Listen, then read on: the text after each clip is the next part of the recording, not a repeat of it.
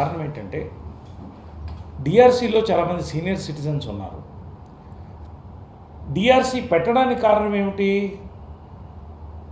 ఒక ఫ్యాక్షన్ ఏర్పడింది కాబట్టి అందరూ కలిసి పనిచేయడానికి, మాని ముందుకు తీసుకెళ్ళడానికి డిఆర్సీ అనేటువంటి హై పవర్ కమిటీని ఎగ్జిక్యూటివ్ ఆమోదం తెలిపి డిఆర్సీ కమిటీని రాటిఫై చేసి పవర్స్ ఇచ్చిన తర్వాత డిఆర్సీ కమిటీ అంటే disciplinary and reconciliation committee.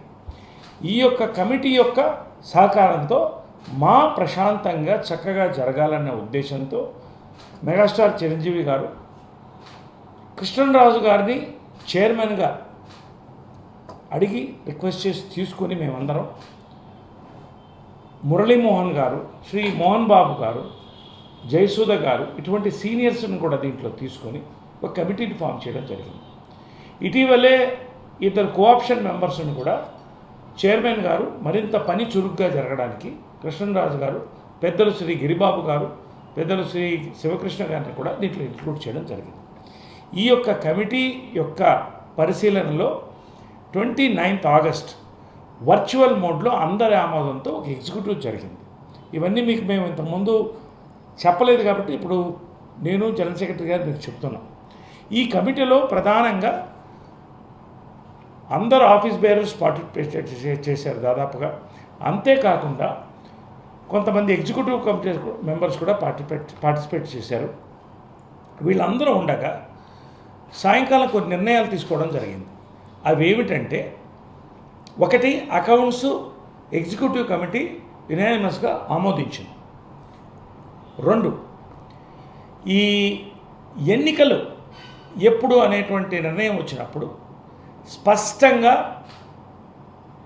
Supreme court కానీ, హైకోర్ట్స్ కానీ, చెన్నై హైకోర్టు కానీ, కల్కటా హైకోర్ట్స్ కానీ, కొన్ని హైకోర్ట్స్ ఎలక్షన్ నిర్వహిస్తే మర్డర్ ఛార్జెస్ మేము ఎలక్షన్ నిర్వహించిన వాళ్ళ మీద పెడతామనేటువంటి ఒక వార్నింగ్ ఇవ్వడంతో అన్ని ఎలక్షన్స్ కోవిడ్ టైంలో జరగడానికి లేదు, 50 మంది కంటే అసెంబ్లీ ఎక్కడ జరగడానికి లేదు అన్నటువంటి పరిస్థితిలో, 3వ కోవిడ్ వేవ్ వచ్చేటువంటి పరిస్థితిలో ఎన్నికలకి పర్మిషన్స్ లేని పరిస్థితిలో ఎన్నికలు ఇప్పుడే కావాలని కొంతమంది అడిగినప్పుడు మేము దానికి సిద్ధంగా ఉన్నాం. ఎన్నికలు ఏ రోజుకైనా సిద్ధంగా ఉన్నాం. కానీ డిఆర్సీ ముందు పెడుతున్నాము.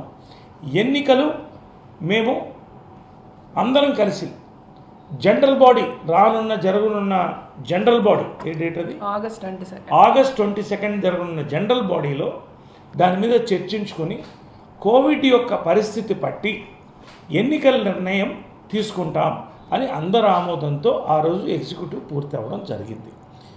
ఇది ఇంత డిస్టర్బ్డ్ టైంలో, ఒక కోవిడ్ టైంలో, ఒక డిస్టర్బెన్సెస్ కొన్ని ఉన్న టైంలో కూడా అందరినీ కలిపి డిఆర్సీ ఒక అద్భుతమైనటువంటి కార్యక్రమాన్ని తీసుకొని మా ఎగ్జిక్యూటివ్ కానీ ఈ యొక్క కార్యక్రమాన్ని నిర్వహించడం జరిగింది.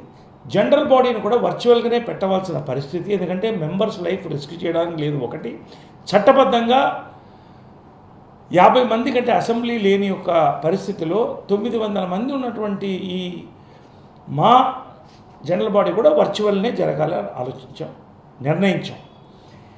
కోర్టులు కూడా, హైకోర్టులు ఇవన్నీ కూడా వర్చువల్గానే జరుగుతున్నాయి. ఆన్లైన్ క్లాసెస్ పిల్లలకు కూడా వర్చువల్గానే జరుగుతున్నాయి. ఇది కోవిడ్ ప్రోటోకాల్ని పాటించి జరుపుతున్నటువంటి యొక్క పరిస్థితి కాబట్టి ఇది మీకు తెలియజేయాలి. ఖచ్చితంగా ఆ రోజున మేము జనరల్ బాడీలో వర్చువల్గా ఎక్కడ జరుగుతున్న అదే పద్ధతిలో ఇక్కడ కూడా మేము వర్చువల్గా ఈ యొక్క మీటింగ్ కండక్ట్ చేసి అందరిని ఆహ్వానించాం. అందరికీ లెటర్స్ పంపించారు జనరల్ సెక్రటరీ గారు. ఈ యొక్క వర్చువల్ జనరల్ బాడీలో నిర్ణయం తీసుకుని ఎలక్షన్స్ని ఆ రోజే అప్పుడున్నటువంటి పరిస్థితి బట్టి చేద్దామని నిర్ణయించాం. ఇది మీకు బేసిక్గా చెప్పడానికి నేను వచ్చాను. రెండోది, నిన్న కొంత ఇండస్ట్రీ పెద్దలు, నేను, జీవిత గారు, ఇంకొంతమంది ఆఫీస్ బేరర్స్, ఎగ్జిక్యూటివ్ మెంబర్స్ అందరూ కూడా షాక్కు గురయ్యాం. హేమ గారి యొక్క మెసేజ్ వైరల్గా వెళ్ళడం, ఆ మెసేజ్లో మా ఫండ్స్ మొత్తం మేము తినేస్తున్నామనో వాడేస్తున్నామనో మా మొత్తం కూడా దివాళా తీస్తుందన్నటువంటి ఒక భయానకరమైనటువంటి మెసేజ్ని ఇస్తూ ఒక ఛానల్కి లైవ్ ఒక హాఫ్ అన్ అవర్ ప్రోగ్రామ్ ఇచ్చి దాంట్లో వివిధ అంశాలు మాట్లాడారు. మేము క్లియర్గా స్టాటిస్టిక్స్ జనరల్ సెక్రటరీ గారు చెప్తారు, మాలో ఫండ్స్ ఇవాళ దాదాపుగా 5 కోట్ల రూపాయలు ఉంది. 4 crores 70 lakhs ఎంతో ఉంది, ఆమె చెప్తుంది క్లియర్గా. రెండోది, ఈ సంవత్సరం మాలో ఇంత కరోనాలో కూడా efficient functioning of the president, general secretary and the committee వల్ల కొంతమంది సహకరించకపోయినా మా ముందుకు పోయాం కాబట్టి 84 లక్షల రూపాయలు మెంబర్షిప్స్ ద్వారా మాకు వచ్చింది. ఫండింగ్ జీవిత గారు 10 లక్షలు ఇచ్చారు. నేను పర్సనల్గా ఎవరెవరి బ్యాంక్ అకౌంట్ 14 లక్షల రూపాయలు నేను డిపాజిట్ చేయడం జరిగింది. 14 లక్షల రూపాయలు నేను డిపాజిట్ చేసి 10,000 రూపాయలు ఎవరు అడిగినా వెంటనే మా యొక్క భద్రత కోసం మేము పనిచేయడం జరుగుతుంది.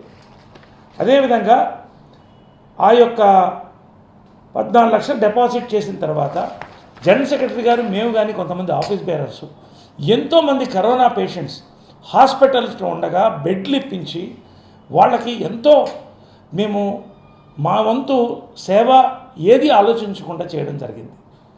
అంతేకాకుండా ఇన్సూరెన్స్ విషయానికి వస్తున్నాను.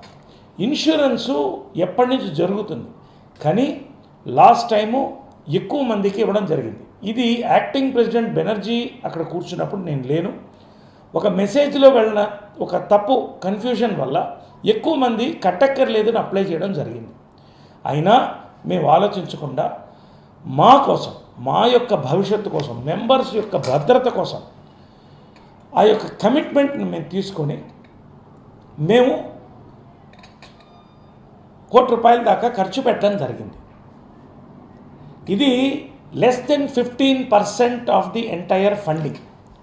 ప్రతి సంవత్సరం కూడా గత 3 టర్మ్లో మేము విత్ స్టాటిస్టిక్స్ చెప్తాం. ఫండ్ నుంచి తీసుకుని ఇన్సూరెన్స్ కట్టి, ఇన్సూరెన్స్ మళ్ళీ ఫండ్ తీసుకొచ్చి పెట్టడం అనేది చాలా మామూలు సాధారణమైనటువంటి విషయం.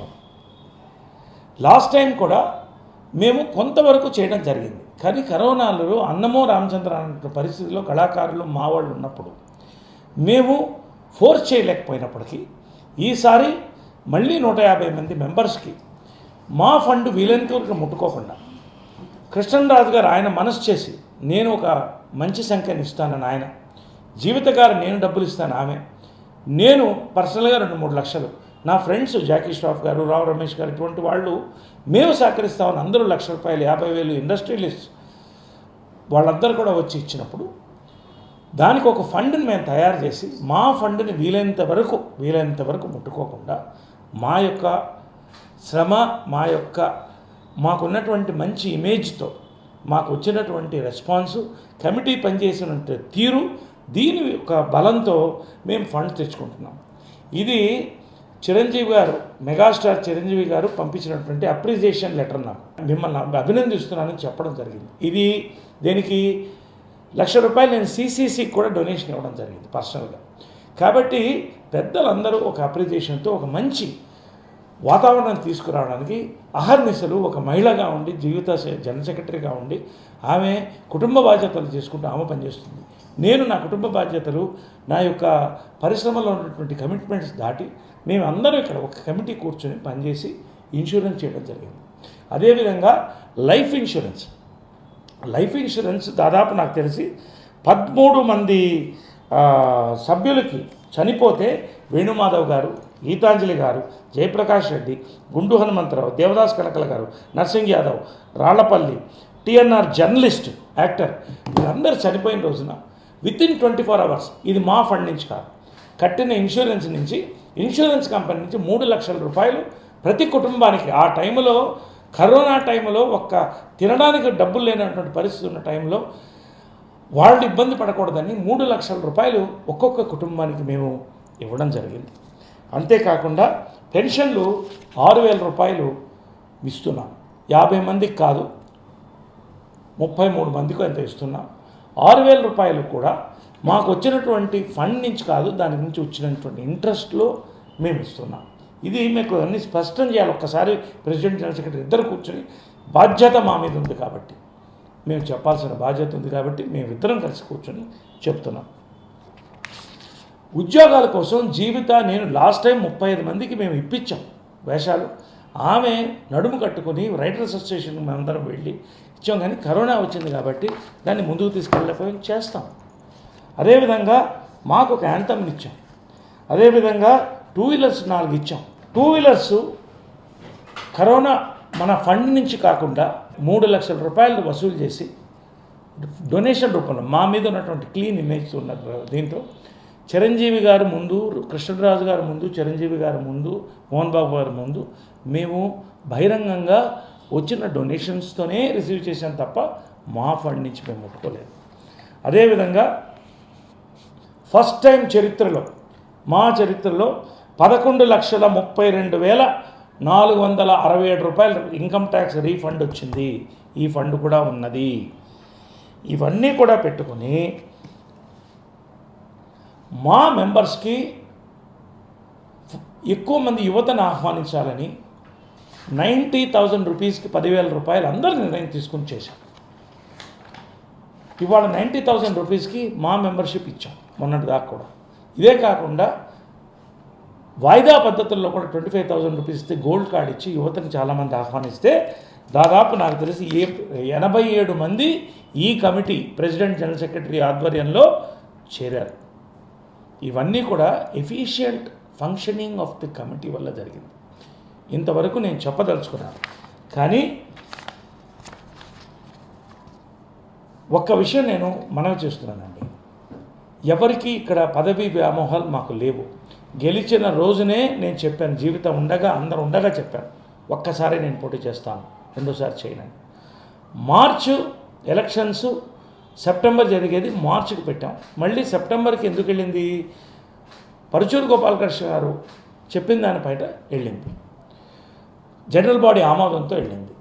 ఇప్పుడున్నటువంటి కరోనా పరిస్థితుల్లో ఎలక్షన్ పెడితే మా మీద మర్డర్ ఛార్జెస్ వచ్చే అవకాశం ఉంది. ఎవరు బాధ్యత వహించాలి? దానికి మీరందరూ తప్పించుకుంటారు. జీవిత నేను బాధ్యత వహించాలి. తర్వాత ఫండ్స్ మిస్ అయ్యిందని ఒక మాట వచ్చింది. ఇది చాలా మనసు కష్టం వేసింది. మేము ఇండస్ట్రీలో పాతుకుపోయినటువంటి కుటుంబాలు 2-3 తరాలుగా మేము మా డబ్బులు, మా అమ్మ 30 లక్షల పైన ఇచ్చింది. నేను ప్రతి నెల 20,000 ఇస్తున్నాను, చిన్నదో పెద్దదో. మొన్న కావాల్సినప్పుడు 15 లక్షలు ఇచ్చాను. జీవిత 10 లక్షల రూపాయలు వాళ్ళ కష్టాలు, వాళ్ళ సినిమాలు ఉండగా తీసుకొచ్చి వాళ్ళు గిఫ్ట్ ఇచ్చారు ఈ టర్మ్ బాగా జరగాలని. ఫండ్స్ మేము తిన్నామనడం అనేది ఇది చాలా మాకి డ్యామేజింగ్ యొక్క మా రెప్యుటేషన్కి, ప్రెసిడెంట్ ఆఫీస్కి చాలా డ్యామేజింగ్ యొక్క వెరీ డ్యామేజింగ్ మాట ఇది. ఎందుకంటే నేను ఒక్కడిని సంతకం చేస్తే 10,000 రూపాయలు మాత్రమే వస్తుంది. జీవిత నేను సంతకం చేస్తే 1,00,000 రూపాయలు మాత్రమే డ్రా చేయగలం. 1 కోటి రూపాయలు డ్రా చేయాలి, 50 లక్షలు డ్రా చేయాలి, 10 లక్షలు డ్రా చేయాలంటే 3 సంతకాలు ఉండాలి. అంటే జనరల్ సెక్రటరీ గారు, ప్రెసిడెంటు, ట్రెజరర్ కలిసి మేము డబ్బులు తిన్నామన్నా తప్పండి. నేను ఎవరిని దూషించడం లేదు. నేను ఒకటే ఫైనల్గా కోరుకుంటున్నాను, ఇంతకంటే నేను మాట్లాడదలుచుకోలేదు. ఎందుకంటే ప్రతి వాళ్ళకి నేను సమాధానం ఇస్తూ మేము కూర్చోలేము. కరోనా టైంలో అర్ధరాత్రులు కూడా వెళ్ళి హాస్పిటల్కి, కవిత వాళ్ళ హస్బెండ్ చచ్చిపోతే పిల్లలకి ఆమె వెళ్ళి హాస్పిటల్లో కూర్చుంది. రజనీకాంత్ అనే మెంబర్కి చనిపోయే పరిస్థితిలో కాంటినెంటల్లో మేము బెడ్ ఇప్పించి ఆ కుటుంబాన్ని కాపాడాం. ఇలాగా శివబాలాజీ ఇంకెంతోమంది ఉన్నారు. వాళ్ళందరూ కూడా పూర్తి సమయం బెడ్ల మీద కాన్సన్ట్రేషన్ చేసి లాక్డౌన్ అంతా కూడా పనిచేసాం. చాలా కష్టం ఇస్తుంది మనసుకి ఒకటి. రెండోది, ఇటువంటి వ్యాఖ్యలు, ఇర్రెస్పాన్సిబుల్ వ్యాఖ్యలు ఏదైతే ఉన్నాయో, దిస్ అట్రాక్ట్స్ సెక్షన్ 8 ప్రకారం బైలాస్లో ఇది డిసిప్లినరీ యాక్షన్కి ఖచ్చితంగా తావుతీస్తుంది. ఎందుకంటే మా భవిష్యత్తు దృష్టిలో పెట్టుకొని, మా ప్రతిష్టను దృష్టిలో పెట్టుకొని, మా యొక్క మెంబర్స్కి సందేహాలు క్రియేట్ చేసి కరోనా టైంలో ఎలక్షన్స్ కోసం పాకులాడి మేము చేయాలి, వాళ్ళని మేము కూర్చోవాలని ఇలాంటి స్టేట్మెంట్స్ ఇవ్వడం అనేది మేము ఖండిస్తున్నాం. మేము స్పష్టంగా మీకు ఉన్నది ఫ్యాక్ట్స్ పేపర్ మీద కాగితాలు పెట్టుకొని ఇప్పుడు కూడా కాగితాలు పెట్టుకునే మేము మాట్లాడుతున్నాం. ఈ కాగితాలు ఆల్రెడీ ప్రెస్కి మేము పంచడం జరిగింది. ఆ రోజు జీవిత షూటింగ్ నుండి రాలేకపోయింది. మళ్ళీ ఇప్పుడు కూడా మేము ముందు పెడుతున్నాం. అందరి మెంబర్స్కి పంపిస్తాం. తర్వాత ఖచ్చితంగా ఇది డిసిప్లినరీ అండ్ రికన్సిలియేషన్ కమిటీకి ఈ జరిగినటువంటి 2 రోజుల పరిణామాలు ఈ టైంలో డిస్టర్బ్ అవుతున్నటువంటి మా దృష్టిలో పెట్టుకొని మేము కూడా వాళ్ళకి పంపించడం జరుగుతుంది. వాళ్ళకు వదిలిపెడతాం. ఖచ్చితంగా వాళ్ళు ఏ నిర్ణయం తీసుకుంటే దాన్ని బట్టి మేము కూడా మా యొక్క ఆమోదాన్ని తెలుపుతాం. అందరికీ నమస్కారం. ఇప్పుడు ఇంతసేపు ప్రెసిడెంట్ నరేష్ గారు మాట్లాడారు.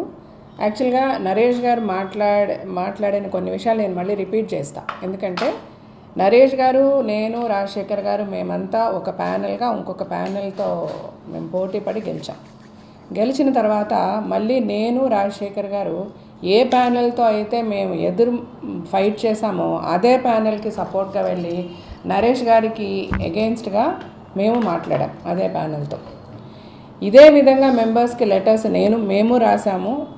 అంటే ఆపోజిట్ ప్యానెల్తో, ఏది శివాజీ రాజా గారు హెడ్ చేసిన ఒక ప్యానెల్తో మేము ఏ ప్యానెల్తో అయితే ఫైట్ చేసామో ఆ ప్యానెల్తో మేము నరేష్ గారిని ఎదిరించి, నరేష్ గారు వల్ల మాకు ఈ ఇష్యూస్ ఉన్నాయి, ఇవి మనమందరం సార్ట్అవుట్ చేసుకోవాలని ఇదే విధంగా ఈరోజు హేమ గారు నిన్న ఒక లెటరు, అంటే ఆవిడ పర్సనల్గా నేను పంపించాను, మెంబర్స్కి నా ఫ్రెండ్స్కి పంపించానని చెప్పినప్పటికీ అది మరి ఎవరు లీక్ చేశారో, ఎవరన్నా వాళ్ళ ఇంట్లో వచ్చి దొంగతనంగా తీసుకెళ్ళి ఎవరికన్నా చెప్పారో, లేకపోతే ఆవిడ నమ్మిన మెంబర్స్ ఆవిడని బ్యాక్ స్టాప్ చేసి మరి మీడియాకి ఇచ్చారో మనకు తెలియదు. కానీ అది మీడియాలోకి అయితే ఆవిడ వాయిస్ మెసేజ్ కానీ ఆవిడ లెటర్ కానీ తప్పకుండా మీడియాలోకి వచ్చింది.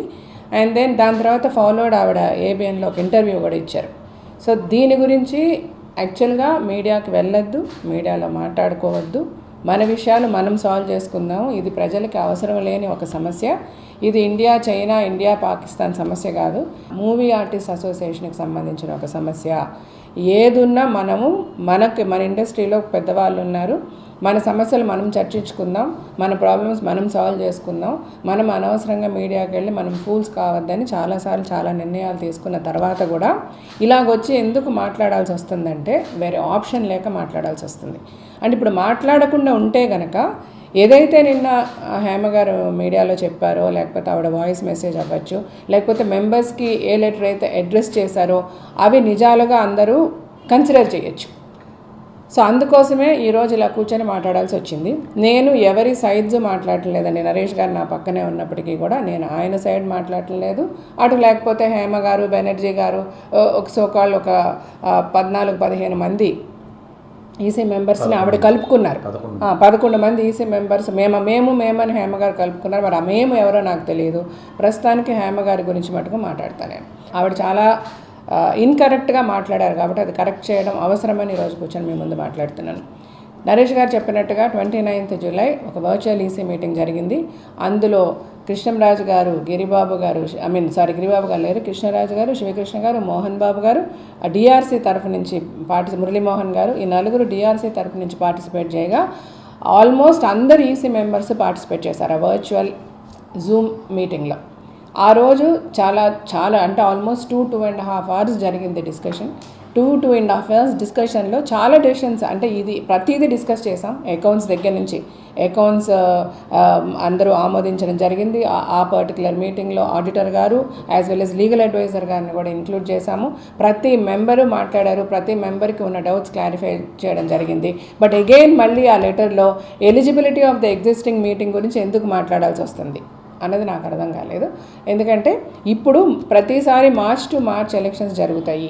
సో ఈసారి మార్చ్లో ఎలక్షన్స్ జరగలేదు కాబట్టి ఇప్పుడున్న కమిటీకి పవర్ ఉందా అన్న క్వశ్చన్ ఒక మెంబర్ డాక్టర్ రవి గారు అడగడం జరిగింది. దానికి క్లియర్గా లీగల్ అడ్వైజర్ గారు మళ్ళీ ఒకసారి ఎలక్టెడ్ బాడీ మళ్ళీ ఎలక్షన్స్ జరిగేంత వరకు this elected body has got all the powers to run the officers అన్నది చాలా క్లియర్గా చెప్పడం జరిగింది. ఇలాగ ప్రతి క్వశ్చన్స్కి అంటే I request the media or the members, మెయిన్గా మీడియా కూడా రావాలి. అండ్ మెంబర్స్, ప్రతి మెంబర్ని మేము ఇండివిజువల్గా చెప్పలేను కాబట్టి నేను చెప్తున్నాను. I'm not taking any sides.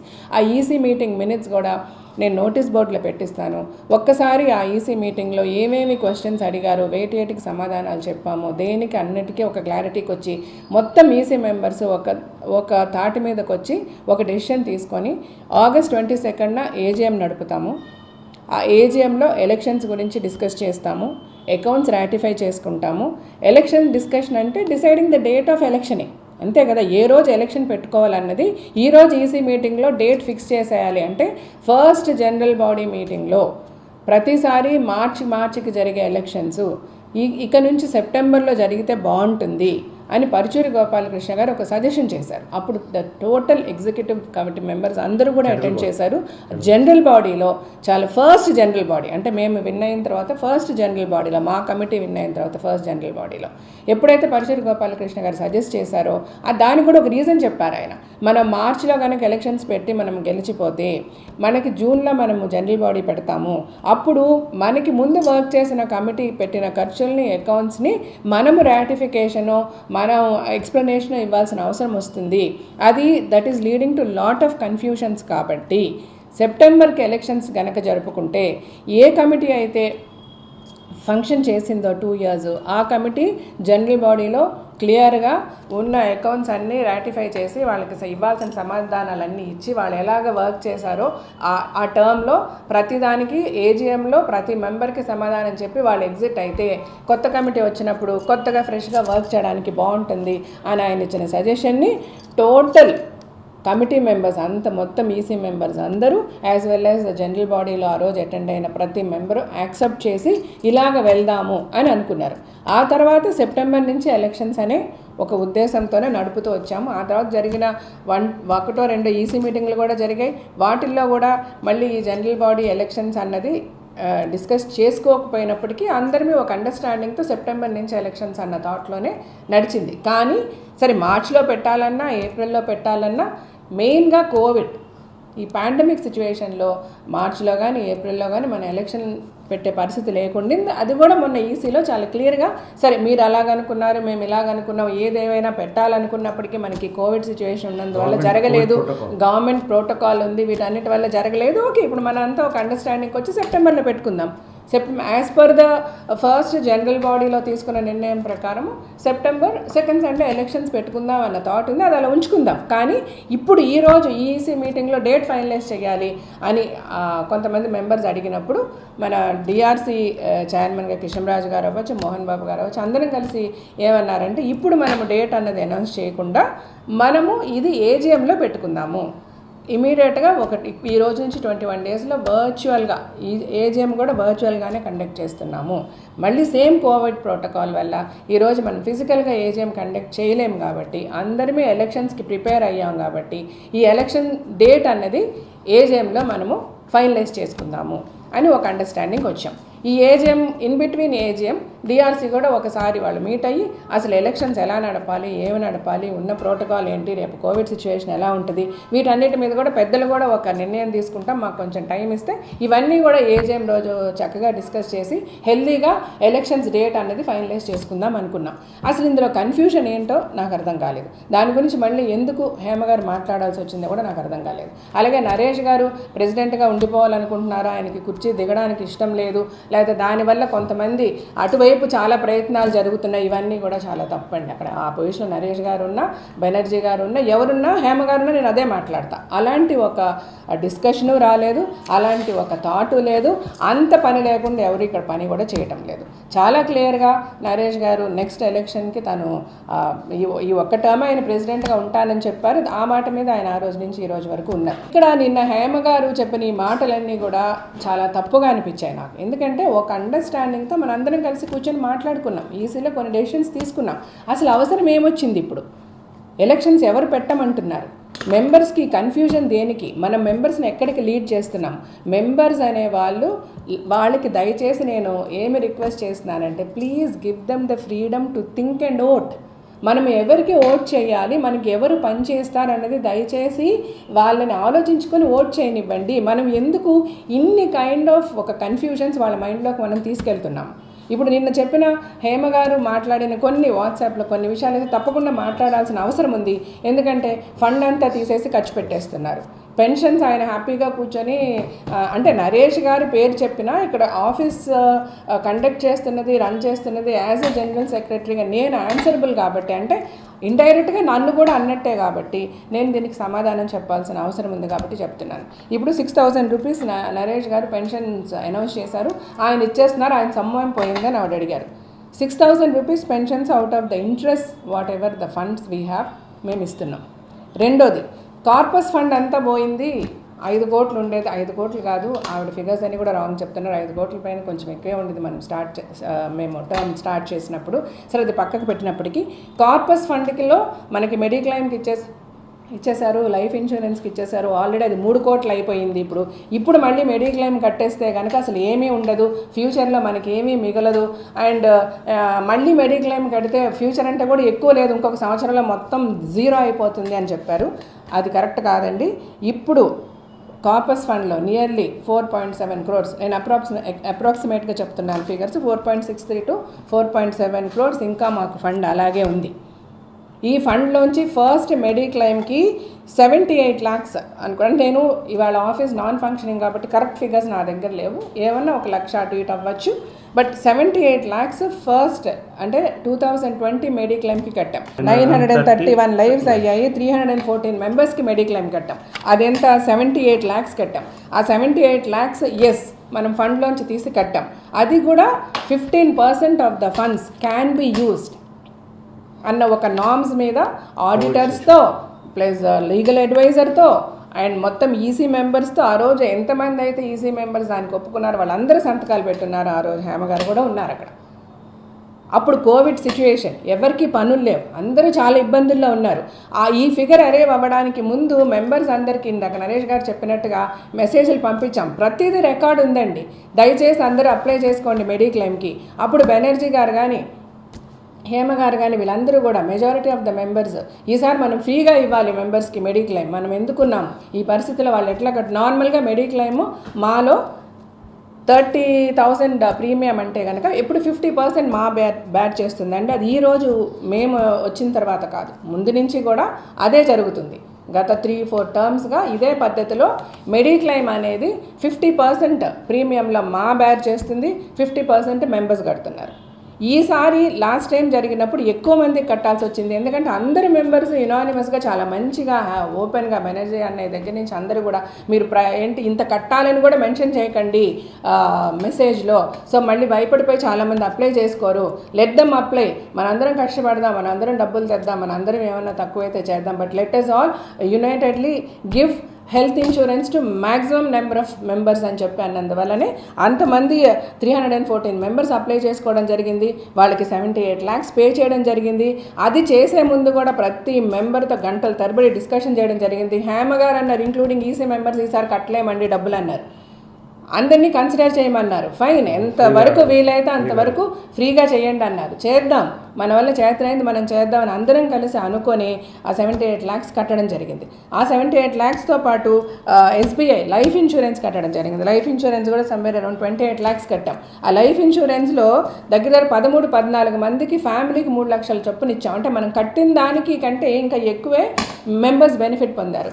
నేను ఒక సింపుల్ క్వశ్చన్ అడుగుతున్నానండి హేమ గారిని అందరినీ, మనకి ఫండ్ అనేది అసోసియేషన్లో ఎందుకుంది? మెంబర్స్ చచ్చిపోతుంటే ఫండ్ని ముట్టుకోమేము అని మెంబర్స్ని చచ్చిపోనిస్తామా? మెంబర్స్కే కదండి ఉపయోగపడింది ఈ 78 lakhs మనం కట్టినా లాస్ట్ టైము, లేకపోతే 28 lakhs ఎల్ఐసి మనం ఎస్బీఐ కట్టినా అది మెంబర్సే కదా బెనిఫిట్ అయ్యారు. ఏమన్నా మా ఇంట్లో నేను వెళ్ళి ఒక పెళ్లి చేసుకున్నానా, లేకపోతే నరేష్ గారు వెళ్ళి పార్టీలు పెట్టుకున్నారా, ఇంకొకటి చేసామా? అసలు ఏదైనా సరే మనందరమే for the benefit of for the members అని కదా మనం పనిచేస్తున్నాము. మెంబర్స్కే కదా మంచి జరిగింది. ఇప్పుడు కూడా హేమ గారు అన్నట్టుగా 3 కోట్లే ఉన్నాయి, అక్కడ 3 కోట్లు ఖర్చు పెట్టేశారు, ఇదంతా బుల్షిట్ అండి. ఫస్ట్ ఐ రిక్వెస్ట్ హేమ గారు to come and check the accounts, to see what are the bank balances, bank balance ఎంత ఉంది, ఫండ్స్లో ఎంత మిగిలాయి, పెన్షన్స్కి ఎంత వెళ్తుంది, ఎంత ఇంట్రెస్ట్ వస్తుంది, ఎంతమందికి పెన్షన్స్ ఇస్తున్నాము. 50 మందికి పెంచేశారు, 33 మందికి 34 మందికి మ్యాక్సిమం 35 మందికి ఇప్పుడు పెన్షన్స్ ఇస్తున్నాము. ఆ పెన్షన్స్ కూడా ఇంట్రెస్ట్లోంచి ఇస్తున్నాము. ఇంకొకటి ఆవిడ అంటూ ఉన్నారు, మా టైంలో మేమున్నప్పుడు హ్యాట్స్ ఆఫ్ టు హేమ గారు. ఇన్ని ఇయర్స్ ఆవిడ మాలో పనిచేశారు. ఆవిడ she loves the association, she does a lot for the association. I really appreciate. కానీ హేమ గారు అన్నట్టుగా మేము ఎప్పుడూ ఫండ్స్లోంచి డబ్బులు తీయలేదు, మేము ఎక్స్పెన్సెస్ కూడా మేము బయట నుంచే తెచ్చుకున్నాము. ఛాయ్ ఇక్కడ అసలు ఛాయ్ ఎవరిమి తాగము, ఛాయ్ కూడా మా డబ్బులతో తెచ్చుకున్నాము, బయట నుంచి అడుక్కొని తెచ్చి మాని నడిపించాము. కానీ ఇప్పుడు ఇందులోంచి మాలోంచి పీకేసి మేము ఖర్చు పెట్టలేదు అన్నారు ఆవిడ. ఇప్పుడున్న పాండమిక్ సిచ్యువేషన్లో ఎవరిని ఏ షోలు చేయగలము, ఎవరిని ఏం అడగగలము, ఎవరు వచ్చి హెల్ప్ చేయమని అడగగలము, ఎవడి కుటుంబాన్ని ఎవడు ఎలా కాపాడుకోవాలని చచ్చిపోతున్నారు ఇక్కడ. ఈ పరిస్థితుల్లో వెళ్ళి ఏమండి దేహి మాకు చేయండి అని వెళ్ళి అడగాలమా? అంత కర్మలో ఉందమ్మా. మా ఎలక్షన్కి మేము కంటెస్ట్ చేసే ముందు మోస్ట్ ఆఫ్ ద పెద్ద హీరోస్ నాకు చెప్పారు, పద్ధతిగా చేయండి జీవిత, మేమందరం యూఆర్ ఆల్ విత్ మేము తీసుకున్న రెమ్యూనరేషన్ ఎవ్రీ మూవీకి ఇంత అని ఇలా మీరు అడిగితే ఇస్తామన్నారు. కానీ ఏ మొహం పెట్టుకొని వెళ్ళి అడగాలి? ఆవిడ అన్నారు, హేమ గారు అన్నారు, నరేష్ గారు ఏమండి పాండమిక్ ఉంది కదా, ఈ సిచ్యువేషన్ మేము ఎలా డబ్బులు అడుగుతామని అన్నారు. సరే 1 year ఏమన్నా చెయ్యాలి అంటే మీరు ఎవరన్నా చేయనిచ్చారా? 24 గంటలు గొడవలే. ఈసీ మీటింగ్లకు వెళ్తే అదొక థర్డ్ వరల్డ్ వార్ లాగా నడుస్తుంది EC meeting. 24 hours. Last time ఏం జరిగింది, ఆ ముందే ఏం జరిగింది? నేను ఈరోజు నరేష్ గారిని కూడా పక్కన పెట్టుకొని మాట్లాడుతున్నాను. ఈ గొడవలు తప్ప నేను రాజశేఖర్ గారు వచ్చి ఏం అడిగాం? సరే ఎందుకండి ఆ ఫారెన్ ఇన్సిడెంట్నే మీరు పెట్టుకొని మళ్ళీ దెబ్బలాడుకుంటారు. జరిగిపోయింది, ఎలక్షన్ అయిపోయింది, గెలిచేసాము, మనం ఒక టీమ్గా కలిసి పనిచేద్దాము, ఇక నుంచి ఏమున్నా డైరెక్ట్గా మాట్లాడుకుందాము, ఏదైనా డిస్కస్ చేసుకుందాము అని అడిగినప్పుడు కొన్ని సందర్భాల వల్ల అటు నరేష్కి ఇబ్బంది అయింది, కొన్ని సందర్భాల వల్ల వాళ్ళకి ఇబ్బంది అయింది, మధ్యలో అందరూ కలిసి మాట్లాడుకుందాం అన్నందువల్ల మాకు ఇబ్బంది అయింది. ఈసారి మెడిక్లెయిమ్ కడితే ఉన్న డబ్బులు కూడా అయిపోతాయి. ఇవన్నీ ఫస్ట్ చాలా రాంగ్ క్యాల్కులేషన్స్. నేను మీకు చెప్పాల్సింది ఏంటంటే, లాస్ట్ టైం మెడిక్లెయిమ్ 78 lakhs కడితే 96 lakhs మెంబర్స్ వాడుకున్నారండి. Are we not happy? 1,00,000 రూపాయలు పెట్టి మెంబర్షిప్ తీసుకొని ఒక మా అసోసియేషన్లో ఒక మెంబర్కి ఉపయోగపడిందండి. అది దేనికి? వాళ్ళ జీవితాలు, వాళ్ళ లైఫ్స్ కాపాడుకోవడానికి డ్యూరింగ్ కోవిడ్ పీరియడ్ ఆ డబ్బు ఉపయోగపడింది. అంతకంటే మనం ఫండ్ రైజ్ చేసాం, మేము కష్టపడి ఫండ్ రైజ్ చేసాం. మరి రాళ్ళు మోసి రాళ్ళు కొట్టి బండలు కొట్టి కష్టపడి ఫండ్ రైజ్ చేశారు. దేనికోసం చేశారు? మెంబర్స్ వెల్ఫేర్ గురించి చేసాం. ఇప్పుడు ఆ మెంబర్స్ వెల్ఫేర్కే కదా అది ఉపయోగపడింది. దాని గురించి మనం ఎందుకంత బాధపడుతున్నాము, దాని గురించి ఎందుకు అట్లాగా రాంగ్గా ఒక ట్రాక్ తీసుకెళ్ళి చెప్పదలుచుకుంటున్నాం అన్నది నాకు అర్థం కావట్లేదు. సో అలాగే ఎస్బీఐ లైఫ్ ఇన్సూరెన్స్ 16 మంది మెంబర్స్ చనిపోతే ఫ్యామిలీకి 3 లక్షల చొప్పున 48 lakhs వరకు కవర్ అయిందండి. ప్రతి ఫ్యామిలీకి 3 లక్షల చొప్పున ఇచ్చాం. మనం కట్టింది ఎంత అండి ఎస్బీఐ లైఫ్ ఇన్సూరెన్స్కి? 28 lakhs కట్టామండి ఫండ్ నుంచి. సో ఏది కట్టినా ఏం చేసినా మొత్తం మనము టువర్డ్స్ ఈసారి మెడిక్లెయిమ్తో కలుపుకొని మ్యాక్సిమం మనము స్పెండ్ చేసింది మెడిక్లెయిమ్ లైఫ్ ఈ ఇయర్ 2021 మెడిక్లెయిమ్ లైఫ్ ఇన్సూరెన్స్తో కలిపితే మ్యాక్సిమం అరౌండ్ 2 crores మనము ఆ ఫండ్ నుంచి తీసాం. బట్ యాడ్ ఆన్ అయింది నియర్లీ 1.2 వరకు ఫండ్స్ వచ్చాయండి. ఆవిడ ఏమీ రాలేదు అంటుంది. 82 lakhs మెంబర్షిప్స్ నుంచి వచ్చాయి.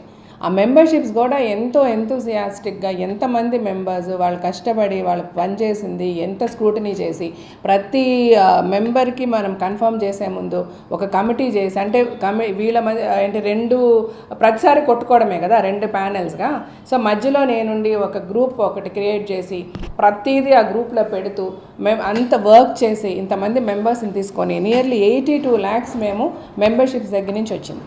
అలాగే బయట ఇందాక నరేష్ గారు అన్నట్టు రాజశేఖర్ గారు ఒక 10 lakhs, ఆయన ఒక కోవిడ్ టైంలో ఒక 16 లక్షలు మెంబర్స్కి ఖర్చు పెట్టారు. ఎంతోమందికి ఫుడ్ గ్రెయిన్స్ ఇచ్చాము, ఎన్నో హాస్పిటల్స్, ఇలాగ అన్ని డబ్బులుగా చూసుకుంటేనే మోర్ దాన్ 1 crore ఫండింగ్ లోపలికి వచ్చింది. ఈరోజు 4.63 crores ఫండ్తో మేము ఉన్నాం. ఇన్ స్పైట్ ఆఫ్ మెడిక్లెయిమ్లు కట్టి ఇన్సూరెన్స్లు కట్టి ఇవన్నీ చేస్తే అంటే అసలు ఎక్కడ మంచి డబ్బు మిస్యూటిలైజ్ అవుతుంది, లేదంటే ఆవిడ మిస్యూటిలైజ్ అని ఆవిడ అన్నారులేండి. మిస్యూటిలైజ్ చేసి ఏదో మోసాలు చేసేసి తీసుకెళ్ళిపోయామని మేము అనలేదు. కానీ ఉన్న ఫండ్నంతా పెన్షన్లకు ఇచ్చేస్తున్నారు, లేకపోతే మెడిక్లెయిమ్లు కట్టేస్తున్నారు, ఇలాగైపోతే మనం ఏమైపోతామని. అలాగా కాదండి. 110% ప్రతి మెంబర్కి మేము చెప్పదలుచుకుంటున్నది, కట్టిన డబ్బులు ఇవి అంటే దయచేసి ఏ మెంబర్ అన్నా కూడా ఓపెన్గా ఆఫీస్కి రావచ్చు, కనుక్కోవచ్చు, ప్రతి అకౌంట్ డీటెయిల్స్ మీరు చూసుకోవచ్చు. మనకి బ్యాంకులో ఏదన్నా ఇంట్లో తీసుకెళ్ళిపోయి లేదా గుంట తవ్వి లోపల పెట్టేసే విషయాలు కాదు కదండి, ఇవన్నీ ఓపెన్ థింగ్స్. బ్యాంకులో ఎంత ఉంది, ఎంత ఖర్చు పెట్టాం, దేనికి ఖర్చు పెట్టాం, ఎవరికి ఇచ్చాం, ఏది ఇచ్చినా పెన్షన్లు ఇచ్చినా వెల్ఫేర్ ఆఫ్ ద మెంబర్స్ గురించే కదండి. మెడిక్లెయిమ్ కట్టినా వెల్ఫేర్ ఆఫ్ ద మెంబర్స్ గురించే కదా. ఎస్బీఐ కట్టిన ఎస్బీఐ కట్టిన మెంబర్స్ వెల్ఫేర్ గురించే కదా. దీనివల్ల బాగుపడింది ఎవరు? మెంబర్సే కదా. ఏ విధంగా ఇక్కడ మెంబర్స్ని మోసం చేస్తున్నాము? ఇప్పుడు సరే 1 year ఎవరు ఏం పని చేశారు, ఏం సంపాదించారు, మరి మిగిలిన ఇప్పుడు మేమంతా ఒకటి అని ఒక గ్రూప్ గురించి మాట్లాడుతున్నారు. మరి వాళ్ళంతా కష్టపడి తెచ్చేయచ్చు కదా లక్షలు. ఎవరు ఆపుతున్నారు?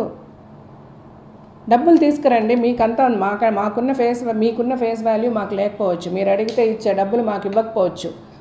దయచేసి తీసుకురండి ప్లీజ్. ఎవరు వద్దంటున్నాం? మీరు ఏదన్నా ఫండ్ తీసుకొస్తే మేము అకౌంట్లో ఏమైనా బయట ఇక్కడ ఎవరన్నా పడేస్తున్నారా? మొన్న ఈసీ మీటింగ్లో కూడా అన్నాం, ఈసారి లాస్ట్ టైం మెడిక్లెయిమ్లో మోస్ట్ ఆఫ్ ద మెంబర్స్ కట్టలేదు.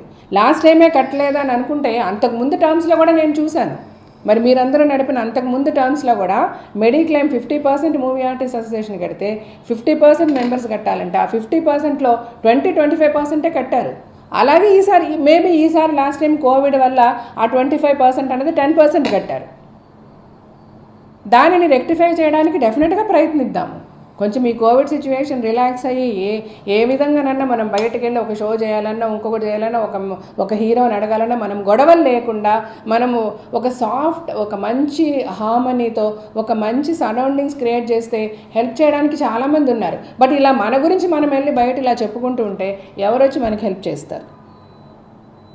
అసలు ఇక్కడ ఏం జరిగిపోయిందని మనం మాట్లాడుతున్నాం. ఎలక్షన్స్ ఎవరు పెట్టమంటున్నారు? ఎవరు ప్రెసిడెంట్ సీట్లో కూర్చొని ఉండిపోవాలి? ఎవరు చెప్పారు? మీరు ఎక్కడ విన్నారు? ఎవరో అనుకుంటున్నారు, ఎవరో చేసుకుంటున్నారు అని మెంబర్స్కి ఇట్లాగా రాంగ్గా గైడ్ చేయడం చాలా తప్పు. హేమ గారు, డైరెక్ట్గానే నేను మీకు చెప్తున్నాను. ఈసీ మీటింగ్లో మీరు ఉన్నారు, నేను ఉన్నాను, అందరివి ఉన్నాము. అంత క్లియర్గా ఇదే మరి ఈసీ మీటింగ్లో ప్రతి ఏ ఆర్గనైజేషన్ అయినా, ఏ అసోసియేషన్ అయినా జనరల్ బాడీలో పక్కా మనం తీసుకున్న డెసిషన్స్ రాటిఫై చేయాలి. General body is the supreme authority అని అందరికీ తెలిసిన విషయమే. మాటల్లో అన్నారు కూడా మొన్న మీరు, మేమంతా ఈసీలోనే డెసిషన్ తీసేసుకుంటామండి, జనరల్ బాడీ అవసరం లేదు, ఇప్పుడు ఎలక్షన్ డేట్ డిసైడ్ చేయండి అని అన్నారు. అలా ఎలా అంటారు? జనరల్ బాడీలో మనం డిసైడ్ మాట్లాడుకోకుండా ఎలక్షన్ డేట్ ఎలా తీసుకోగలుగుతాం? అందుకనే మీకు చెప్పి మీకు ప్రామిస్ చేసి మీరు డిలే చేసేస్తారు ఏజీఎం అని నన్ను అంటే కూడా నేను మీ అందరికీ ప్రామిస్ చేశా, ఎట్టి పరిస్థితులు ఈ రోజు నుంచి 21 daysలో నేను ఏజీఎం పెడతానండి, అది వర్చువల్గా పెట్టిస్తానండి. I will make sure it will work. And ఏజీఎంలో మనం ఎలక్షన్ గురించి కాల్ తీసుకుందాము, అందరికీ ఎలక్షన్స్ కావాలి అని. ఇంకెందుకు మీరు ఎవరిని ఏ విధంగా రాంగ్ గైడ్ చేయాలని ఆర్ మిస్గైడ్ చేయాలని నిన్న ఇంటర్వ్యూ ఇవ్వాల్సి వచ్చింది, లేకపోతే ఈ వాట్సాప్ మెసేజ్ పంపించాల్సి వచ్చింది, లేకపోతే మెంబర్స్కి లెటర్స్ పంపించాల్సి వచ్చింది. ఆ లెటర్లో మళ్ళీ ఎలిజిబిలిటీ ఆఫ్ దిస్ కమిటీ అని మళ్ళీ డిస్కస్ చేశారు. ఈసీ మీటింగ్లో మనం ఏం మాట్లాడుకున్నాం? ఆఫీస్కి దయచేసి ప్రతి మెంబర్ని వచ్చి ఈసీ మీటింగ్ మినిట్స్ నేను నోటీస్ బోర్డులో పెడతానండి. ఈసీ మీటింగ్లో ఇప్పుడున్న కమిటీకి ఉన్న ఎలిజిబిలిటీ ఏంటి అన్నది చాలా క్లియర్గా డిస్కస్ చేయడం జరిగింది. దానికి క్లియర్గా లీగల్గా ఒక ఒపీనియన్ ఇవ్వడం జరిగింది. And we're 100% eligible to run the office అన్నది అందరూ యునానిమస్గా యాక్సెప్ట్ చేయడం జరిగింది. అక్కడి నుంచి మేము వర్క్ చేస్తున్నాం. ఏ రోజు మేము వర్క్ చేయడం ఆపలేదు, ఏ రోజు ఏ మెంబర్ని ఆఫీస్కి రావద్దని చెప్పలేదు. ప్రతి ఒక్కరిని పార్టిసిపేట్ చేయమనే చెప్తున్నాం. ప్రతి విషయాన్ని నేను గ్రూప్లో పెడతా, నా దగ్గర అన్ని మెసేజెస్ ఉన్నాయి. మీరు ఎందుకు యాక్టివ్గా వచ్చి ఎందుకు పార్టిసిపేట్ చేసి పనిచేయటం లేదు? ఎవరు వద్దంటున్నాం? 100 రూపాయలు తెచ్చిచ్చినా వీ విల్ టేక్ ఇట్ అండి. It is a big help. ఎవరం కాదని లేదు, ఎవరికి చేతనైంది వాళ్ళని చేస్తున్నాం.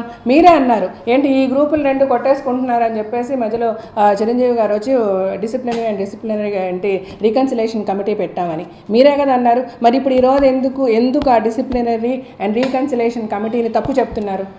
వాళ్ళెవరని ఎందుకు అడుగుతున్నారు? వాళ్ళెవరు డిసైడ్ చేస్తారని మీరు ఎందుకు అడుగుతున్నారు?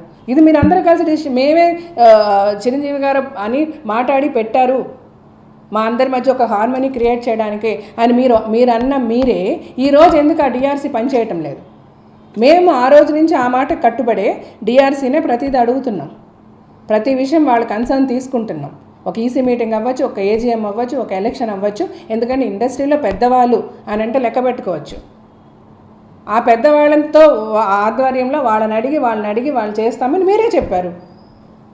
మీరే చెప్పి అదే డిఆర్సీ డిసైడ్ చేశారు. అదే డిఆర్సీ 40 days నరేష్ గారు లీవ్లో వెళ్తే బెనర్జీ గారు ప్రెసిడెంట్గా ఉంటారు టెంపరీ అన్నారు. మరి అదే డిఆర్సీ అవన్నీ మీరు యాక్సెప్ట్ చేశారు కదా. ఇప్పుడు ఎందుకు డిఆర్సీ కాదు అంటున్నారు? దీనికి ఎలాగ రిప్లై చెప్పరు? ఇది నేను అంతా దయచేసి మెంబర్స్కి చెప్తున్నానండి. ఎందుకంటే ఆ లెటర్లో ఉంది అవన్నీ. మీరు ఆ లెటర్ రేపు చదువుతారు కదా, దానికి ఒక క్లారిఫికేషన్ కావాలి కదా. సో ఇప్పుడు కూడా ఏమంటున్నాం, డిఆర్సీ కాదు, supreme authority is AGM. General బాడీలోనే డిఆర్సీ పెద్ద మనుషులు కూడా ఉంటారు. ఎలాగ నడిపించాలి ఎలక్షన్స్, కోవిడ్ ప్రోటోకాల్ ఫాలో చేస్తూ ఏం చేయాలి, ఎప్పుడు చేయాలి. ఎందుకంటే మనం కొట్టుకుంటున్నామని మీరే అంటున్నారు కాబట్టి పెద్దవాళ్ళని తీసుకొచ్చామని మీరే అంటున్నారు. ఆ పెద్దవాళ్ళు సజెషన్స్ ఇవ్వడానికి, ఎలక్షన్స్ వద్దని చెప్పడానికి కాదు. మీటింగ్లు ఎలక్షన్స్ వద్దని ఎవరూ చెప్పలేదు.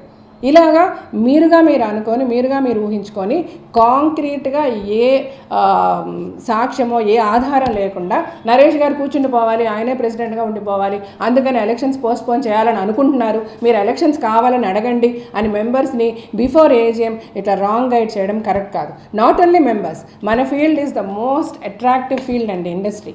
ఇక్కడ ఏం జరిగినా న్యూసే. మనల్ని మనం ఎక్కడ పెట్టుకుంటున్నాం ప్రజల్లో, what are we trying to tell the people. ఇక్కడ ఎవరు ఏం చేసేసారు, ఎవరిని ఏం మోసం జరిగిపోయింది, ఎవరిని రావద్దంటున్నారు. అసలు ఇట్స్ లైక్ చాలా హాటింగ్గా ఉంది అండి ఇలా కూర్చొని మాట్లాడడానికి. బట్ ఒకటి చెప్పదలుచుకుంటున్నాను నేను, అంతా మంచిగా జరిగింది. మీరు అంటున్నట్టుగా అసలు పైసా రాలేదు అన్నది లేదండి. To the members more than 1 crore మన టర్మ్లో వచ్చిందండి డబ్బులు. అండ్ ఇప్పుడు మనం డ్రైన్ అయిపోయాము, మనకు జీరో బ్యాలెన్స్ కాదండి. 4,70,00,000 వరకు మనకి ఇప్పుడు ఫండ్లో ఉందండి. ఈసారి మెడిక్లెయిమ్ కూడా కట్టేశామండి 60 లక్షలు. మెంబర్స్ దగ్గర నుంచి డబ్బులు రావాలి. ఈసారి రిక్వెస్ట్ చేస్తున్నాం, ఫుల్ ప్రీమియం కట్టుకోవాల్సిన మెంబర్స్, కట్టుకోగలిగిన మెంబర్స్ దయచేసి కట్టుకోండి అంటున్నాం. ప్రతి ఒక్కరు కలిపితేనేనండి చేయగలం. జస్ట్ ఒక ఈసీ కమిటీ ఇంతమంది మెంబర్స్ని ఎన్నుకున్నప్పుడు ప్రతి మెంబరు ఫైట్ చేయండి. సరే ఓకే, మీకు హార్మోనీ లేదు, నరేష్ గారితో మీరు కలిసి పనిచేయరు, లేకపోతే ఇంకొకరితో రాజశేఖర్ గారితో పనిచేయరు, నాతో పనిచేయరు, లేకపోతే నాకు ఇష్టం ఉంది కష్టం ఉంది. బట్ యాజ్ ఎన్ ఇండివిజువల్ మిమ్మల్ని ఓటేసి గెలిపించినప్పుడు మీరు మా మెంబర్స్కి you're always open to do things అండి. మీరేం చేశారు, వచ్చి చెయ్యండి. ఎవరు వద్దంటున్నారు? ఎందుకు మెంబర్స్ని రాంగ్గా గైడ్ చేస్తున్నారు? కూర్చొని డబ్బులు ఖర్చు పెట్టేస్తున్నారని. ఎవ్వరు కూర్చొని డబ్బులు ఖర్చు పెట్టేయడం లేదండి. పెట్టిన ప్రతి పైసా కూడా అరే మేము బిల్డింగ్ కట్టుకోవడానికి ఇదేంటండి ఇట్లా వాడేశారంటే, బిల్డింగ్ ఇంపార్టెంటా, మనిషి చచ్చిపోతుంటే లైఫ్ ఇంపార్టెంటా అండి? బిల్డింగ్ కట్టుకొని తీసుకెళ్ళి సవాలు పెట్టుకోలేం కదా. ఈసారి మనం వాడాము 78 లక్షలు వాడాము అంటే జనాల మెంబర్స్ జీవితాలు కాపాడబడ్డాయండి దానివల్ల. వాళ్ళు డబ్బులు కట్టుకోలేకపోయారు, కట్టుకోగలిగితే కట్టుకుంటారు. ఈరోజు ఇంతమంది పెద్ద హీరోలు ఉన్న ఇండస్ట్రీ రేపు అవసరం ఉంది, ప్రాబ్లం ఉంది సార్ అంటే ముందుకొచ్చి సహాయం చేయలేరా? చాలామంది సహాయం చేసే పరిస్థితుల్లో ఉన్నారండి. మనం ఒక ప్రాపర్ వే క్రియేట్ చేయాలి మాలో ఉండి. మనం ఎలక్ట్ అయిన మెంబర్స్ అందరినీ ప్రతిసారి కొట్టుకోవడం అయిపోతుంది. లాస్ట్ టైం అలాగే జరిగింది, అంతకు ముందుసారి అలాగే జరిగింది, మళ్ళీ ఈసారి కూడా నాకు షాక్. ఒక పక్కన ఒక ప్యానెల్, ఒక పక్కన ఒక ప్యానెల్. దీనికి ఒకటి ఇనానిమస్గా డిసైడ్ చేసుకోవాలి. మనందరిమీ ఒకటే, పొద్దున్న లేస్తే ఒకళ్ళ మొహాలు ఒకళ్ళు చూసుకోవాలి. సరే పోనీ ఇనానిమస్గా వద్దు, మనం ఎలక్షన్ పెట్టుకుందాం. ఓకే, ఎలక్షన్ పెట్టుకుందాము. ఈ పోస్టులు ఉన్నాయి, ఎవరు సేవ చేయగలమని అనుకుంటున్నారో కంటెస్ట్ చేయండి. దీనికి ఎందుకండి ప్యానెల్స్, దీనికి ఎందుకండి వాళ్ళు వీళ్ళకి సపోర్ట్ చేస్తారు, వీళ్ళు వాళ్ళకి సపోర్ట్ చేస్తారు, ఇవన్నీ అవసరమే లేదండి. మనం పని చేయగలమంటే మన మీద నమ్మకం ఉంటే మెంబర్ వచ్చి ఓట్ చేస్తాడు. ఆయనకు ఒక ఫ్రీడమ్ ఇవ్వండి, మెంబర్స్కి ఒక ఫ్రీడమ్ ఆఫ్ మైండ్ ఇవ్వండి, వాళ్ళని ఆలోచించుకొని ఇవ్వడానికి. ఇలాగ ఊరికినే రాంగ్గా ఎందుకు మనం వాళ్ళని గైడ్ చేయాలి? వాళ్ళకి ఏమి ఇస్తున్నాము? ఈ రాంగ్ గైడెన్స్ వల్ల ఒక కన్ఫ్యూషన్, ఒక ఇన్సెక్యూరిటీ తప్ప. దయచేసి నేను మెంబర్స్ అందరికీ చేతులు జోడించి నమస్కరించి చెప్తున్నానండి, మీరందరూ చాలా సెక్యూర్డ్గా ఉన్నారు. మాలో ఏమి అన్యాయాలు, ఏమి మోసాలు, ఏమి మిస్యూటిలైజేషన్లు జరగడం లేదు. ప్రతి పైసా మెంబర్ వెల్ఫేర్కే ఉపయోగపడింది. ప్రతి పైసా మెంబర్ వెల్ఫేర్కి ఎగ్జిక్యూటివ్ మెంబర్స్ అందరితో ఒక డిస్కషన్ చేసి డిఆర్సీ వచ్చిన తర్వాత డిఆర్సీతో కూడా డిస్కషన్ చేసి, అంటే పెద్దవాళ్ళు ఇండస్ట్రీలో ఉన్న సోకాల్ పెద్దవాళ్ళతో మాట్లాడే ప్రతి పైసా ఖర్చు పెట్టడం జరిగింది. అండ్ ఆ ప్రతి పైసా కూడా మెంబర్ వెల్ఫేర్కే కదా ఉపయోగపడింది. ఏ విధంగా ఒక పార్టీ పెట్టామా, ఒక డిన్నర్ పెట్టామా, ఏ విధంగా మిస్యూటిలైజేషన్ జరిగింది అంటే నాకు నిజంగా అంటే this is to the public, ప్రజలకు చెప్తున్నాను, వీఆర్ ఎక్స్ట్రీమ్లీ సారీ. మా ఇష్యూస్ ప్రతిసారి మీ ముందుకు తీసుకొచ్చి చాలామంది నేను కమెంట్స్ కింద చూస్తుంటారు, అరే మీ ప్రాబ్లం మీరు చూసుకోండి అయ్యా మాకు ఎందుకని చాలామంది కమెంట్స్ పెడుతుంటారు మా గురించి ఏదన్నా వస్తే. సో అలాంటి వాళ్ళకి చెప్తున్నాను, extremely sorry for the trouble sir, but there is no other way. ఇలాగ చెప్తేనే అందరికీ రీచ్ అవుతుంది. ఎందుకంటే ఒక రాంగ్గా ఒక మెసేజ్ వెళ్ళిపోయినప్పుడు ఆ మెసేజ్ని ఏ విధంగా కరెక్ట్ చేయగలమంటే this is the only way I thought. అందుకని I had to come and sit in front of the camera today and వచ్చి మాట్లాడాల్సిన అవసరం వచ్చింది. Apart from this nothing is happening with మా అండ్ మెంబర్స్ అందరికీ కూడా దయచేసి ఎలక్షన్స్ కావాలంటే ఎలక్షన్స్ పెట్టుకుందాం. ఎలక్షన్స్లో మీకు నచ్చిన వాళ్ళకి, మీరు మెచ్చిన వాళ్ళకి అంటే ఈ ఎలక్షన్ అనే కాదు, ఏ ఎలక్షన్ అయినా అంతే. ఒక పబ్లిక్ ఎలక్షన్ అనుకోండి, ప్రజలు ఆలోచించుకోవాలి. ఏ పార్టీ అన్నది కాదు, లేకపోతే ఎవరి గురించి ఎవరు మాట్లాడుతున్నారు అన్నది కాదు, లేకపోతే ఎవరికి గ్లామర్ ఉన్నది అన్నది కాదు, మనకి ఎవరు సహాయం చేయగలరు, మనకి ఎవరు రీచబుల్గా ఉన్నారు, ఎవరు మన గురించి ఆలోచించగలరు, వాళ్ళకి ఓట్ చేయాలి. ఇది సింపుల్ లాజిక్. మా ఎలక్షన్ అన్నా కూడా అంతే. దయచేసి ఎవరు ఏమి మాట్లాడినా, నేనైనా మాటలకి క్యారీ అవ్వద్దు, లేకపోతే అపియరెన్స్కి క్యారీ అవ్వద్దు. మీరు ఆలోచించండి, మీకు ఏది మంచి అంటే వాళ్ళకి ఓట్ చేయండి, వాళ్ళని గెలిపించండి. ఎందుకంటే డెఫినెట్గా మనందరిమీ ఒకటి, మీరు బాగుపడాలని నేను సిన్సియర్గా అనుకుంటున్నాను. మీకు మంచి జరగాలని నేను కానీ, రాజశేఖర్ గారు కానీ, అటు నరేష్ గారు కానీ ఎవరున్నా, అంటే ఈరోజు మాలో కంటెస్ట్ చేసి మా కమిటీలో ఉన్న ప్రతి మెంబర్కి కూడా అదే థాట్, అది కూడా నేను కాదంటలే. ఈరోజు హేమ గారికి కూడా అదే అభిప్రాయమే.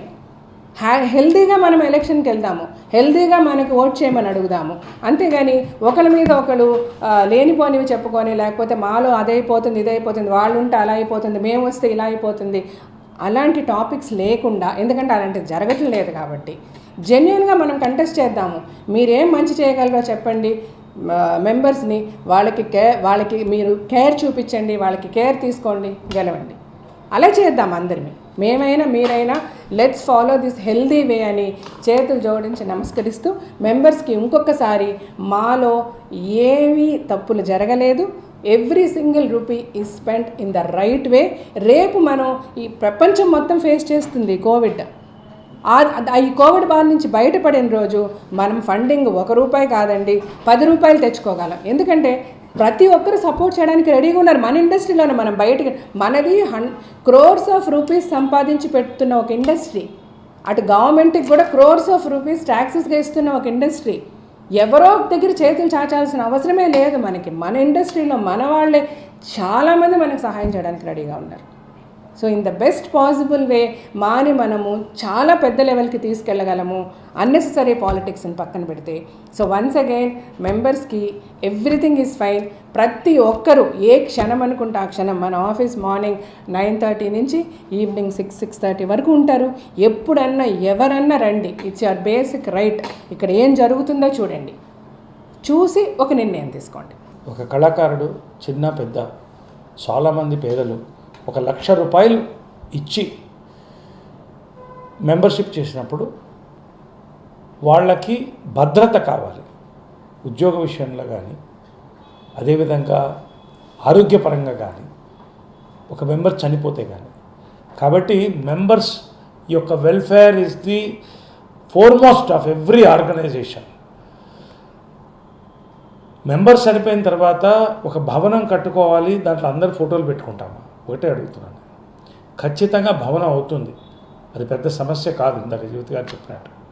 కాబట్టి కోవిడ్లో మ్యాక్సిమం చేస్తున్నాం, దయచేసి అర్థం చేసుకోండి. రెండోది, డిఆర్సీ కమిటీ స్పష్టంగా ఒక పీస్ కమిటీలాగా అరేంజ్ చేసి రాటిఫై చేసి చిరంజీవి గారు, కృష్ణగన్ రాజు గారిని చైర్మన్గా పెట్టి, చిరంజీవి గారు, మోహన్ బాబు గారు, మురళీమోహన్ గారు, జయస్తు గారిని పెట్టాం, రాటిఫై చేసాం మనమే ఎగ్జిక్యూటివ్లో. మరి అదే కమిటీని ఇవాళ సందేహిస్తుంటే అది చాలా పెద్ద క్రైమ్ అని నేను అనుకుంటున్నా. మనం ఏర్పాటు చేసుకున్న పెద్దల కమిటీ, పైగా రాజశేఖర్ యొక్క, నా మిత్రుడు ఎగ్జిక్యూటివ్ వైస్ ప్రెసిడెంట్ రాజశేఖర్ యొక్క రిజిగ్నేషన్ ఆమోదించి మళ్ళీ అందరూ యునానిమస్గా మన ఎగ్జిక్యూటివ్లు అడిగితే మనం మళ్ళీ డిఆర్సీకి మనమే చెప్పుకున్నాం ఆయన తీసుకురండి మళ్ళీ అని. కాబట్టి మనమే దాన్ని రాటిఫై చేసి మనమే వద్దని ఇవన్నిటికీ కన్ఫ్యూషన్కి పక్కన పెట్టండి. DRC is supreme. ఏదైతే హైకోర్టు సుప్రీంకోర్టు ఉంటుందో ఇట్స్ ఎ సుప్రీం. అండ్ మా committee, the president, general secretary and the members of the executive shall run we have all the powers till the elections. ఖచ్చితంగా పవర్స్ని మిస్యూటిలైజ్ చేయకుండా జరుపుతాం. మరొకసారి మేము వాడు నొక్కి ఖండిస్తున్నాం. లాస్ట్, ఎందుకంటే అనవసరంగా పెద్దవాళ్ళ పేరు తీస్తున్నారండి. ఈమె హేమ గారు ఒక మాట మాట్లాడింది, చిరంజీవి కళ్యాణ లక్ష్మి పథకం మేము పెడతామంటే ఆయన సంతోషపడి చిరంజీవి పేరుతో పెడుతున్నారు, 2 లక్షలు ఇస్తానని చెప్పారండి. అది ఎప్పుడు జరగలేదండి.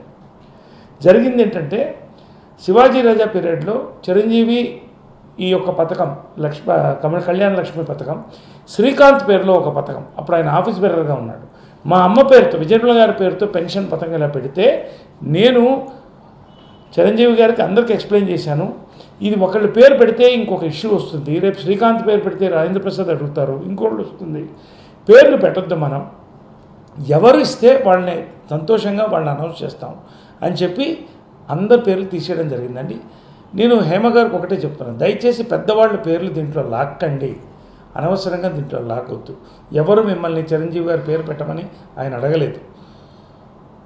ఇవన్నీ అనవసరంగా మా యొక్క ప్రతిష్టని భంగపరిచే పరిస్థితిలో ఉంది.